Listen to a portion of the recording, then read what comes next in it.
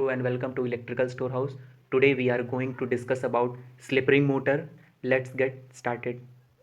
इस प्रकार के मोटर में हम slip ring type rotor use करते हैं, इसीलिए इसे स्लिप रिंग मोटर कहते हैं। इसे फेज वाउंड मोटर भी कहते हैं। इस प्रकार के मोटर में रोटर कोर पर डीसी आर्मेचर की तरह स्लॉट्स बने होते हैं।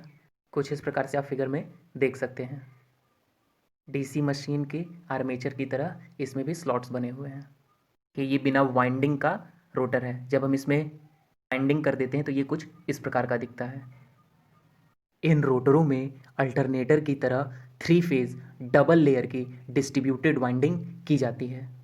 रोटर में उतने ही पोल की वाइंडिंग वाउंड की जाती है जितने पोल की वाइंडिंग स्टेटर में वाउंड होती है।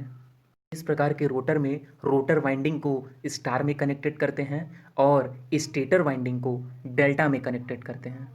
इस प्रकार के रोटर में शाफ्ट पर 3 इंसुलेटेड स्लिप रिंगों को जोड़ दिया जाता है।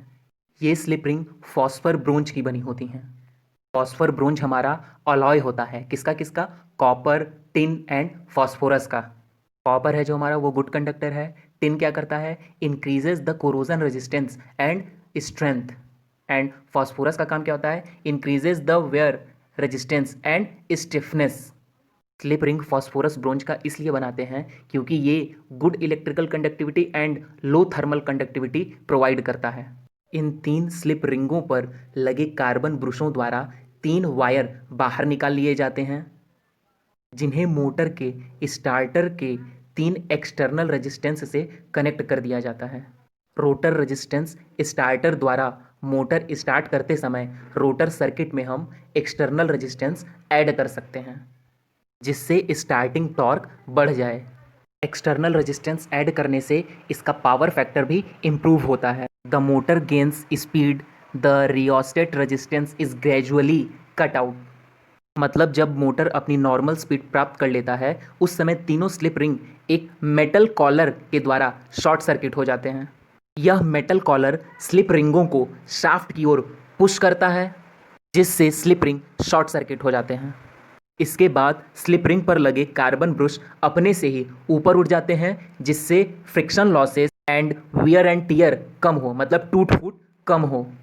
इस प्रकार हम देखते हैं कि मोटर की नॉर्मल स्पीड की स्थिति में वाउंड रोटर शॉर्ट सर्किट हो जाता है and squirrel cage type rotor जो होता है वो सामान्य रूप से कार्य करने लगता है। वहीं slip ring motor normal speed की स्थिति में वाउंड रोटर शॉर्ट सर्किट हो जाता है। देखिए, इसमें एक्सटर्नल रेजिस्टेंस ऐड करने से रोटर का जो इम्पीडेंस है वो तो इंक्रीज हो जाता है, लेकिन जो रोटर करंट होता है वो क्या हो जाता है? रिड्यूस हो जाता है, कम हो जाता है। देखिए, इस रोटर में कूलिंग के लिए एयर वेंटिलेशन बने होते हैं, ठीक है। स्लिप रिंग मोटर का प्रयोग हम स्क्वायरल केज मोटर की अपेक्षा कम करते हैं।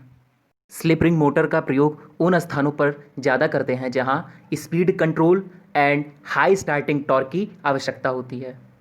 अब हम स्लिप रिंग मोटर के एडवांटेज, डिसएडवांटेज और एप्लीकेशंस के बारे में देख लेते हैं।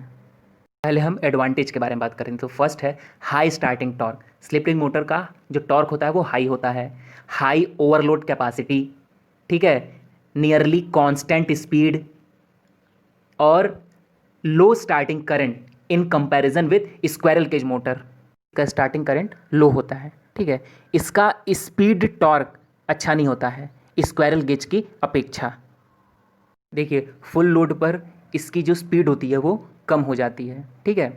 नो लोड पर तो इसका जो पावर फैक्टर होता है वो अच्छा होता है, लेकिन अधिक लोड, मैक्सिमम लोड देने पर इसका जो पावर फैक्टर होता है वो कमज़ोर हो जाता है, ठीक है। इसका जो रोटर होता है वो कॉम्प्लिकेटेड होता है, जिससे इसके मेंटेनेंस में थोड़ी सावधानी रखनी पड़ती है। ये स्लिप रिंग रोटर जो होता है ये बहुत कॉस्टली होता है। इस प्रकार के रोटर का हम स्पीड कंट्रोल कर सकते हैं। इसका पावर फैक्टर लैगिंग होता है। इसके स्लॉट्स में स्पेस फैक्टर अच्छा नहीं होता है, मतलब पुअर होता है। इस प्रकार के मोटर की जो एफिशिएंसी होती है वो लो होती है, मतलब कम दक्षता वाली मोटरें होती हैं। ये तो हो गए इसके एडवांटेज और डिसएडवांटेजेस।